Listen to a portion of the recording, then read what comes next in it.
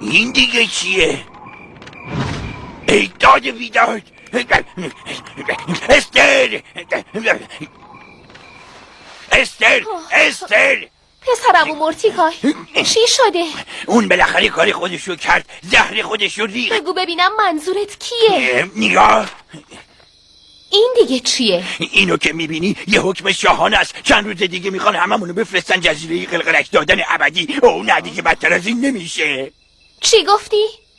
خب کی؟ این کار کیه مورتیکای؟ تو فکر میکنی کار کی باشه؟ خب معلومه هیمن من که بهت گفتم اون ازمون متنفره از کل خانواده‌مون متنفره حالا کارشو کرد اون پادشاهو راضی کرد این حکمو امضا کنه و هممونو به اونجا تبعید کنه نه حالا میخوای چی کار کنی؟ هیچی فقط گریه و زاری همین چون کار دیگه ای از دستم بر نمیاد من فقط یه محافظم ولی تو یه ملکه ای منظورت چیه؟ تو باید بری پیشش تو باید بری پیش پادشاه چی؟ مگه خبر نداری چه بلایی سر اونایی که بدون دعوت جلوش سبز میشن میاد؟ استر برادرای پیونیا یادت میاد؟ استر خواهش میکنم راه دیگه ای وجود نداره تو تنها کسی هستی که میتونه جلوی این کارو بگیره نه من به هیچ وجه این کارو نمی کنم من حتی نمیخواستم ملکه بشم نه تو باهوشی مورتیکا یه فکر دیگه بکن استر باور کن راه دیگه ای وجود نداره من حتی شهامتشو نداشتم برم پیش دوستم که سیب دزدیده بود اون وقت تو میخوای برم پیش پادشاه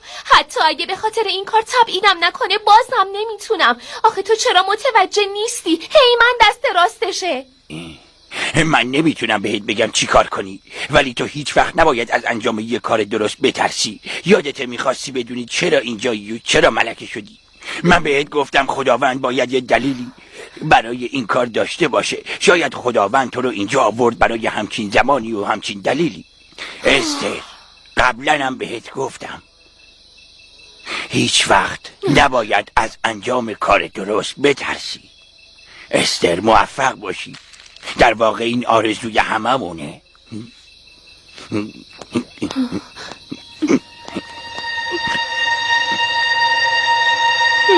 بگو چرا من که نمیفهمم بگو چرا نیستی راه روشن بگو چرا هستم اینقدر نگران و پریشون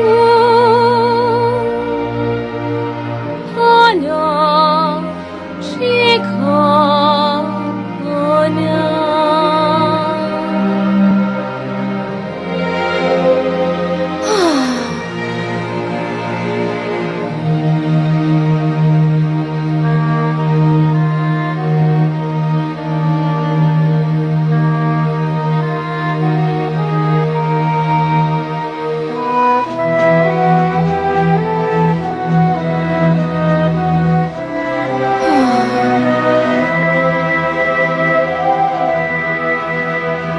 نگاه کن به خدا اون بالا سر ماست دنیا هست روشن و شاد وقتی که او با ما پس هیچ وقت نترس تو اون تو قلب ما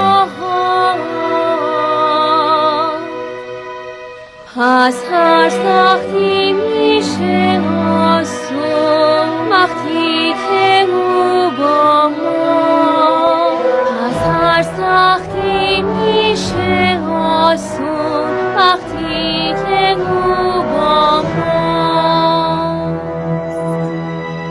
نگاه کن به خدا اون بالا سر دنیا هست روشن